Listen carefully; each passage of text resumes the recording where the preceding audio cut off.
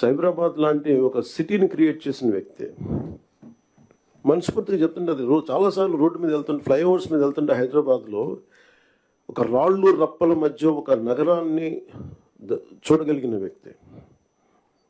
మేము ఎవరిని చూడలేకపోయాం. మాకు ఇప్పుడు రాళ్ళు రప్పలే కనిపించాయి, కానీ ఆయనకు ఒక మహానగరం కనిపించింది. So my respect towards CM గారు హెస్ రియల్ ఇంక్రీజ్డ్. లైక్ మేము ఇప్పుడు అదే ఊళ్ళలో తిరిగేవాళ్ళం, అదే ప్రాంతంలో తిరిగేవాళ్ళం.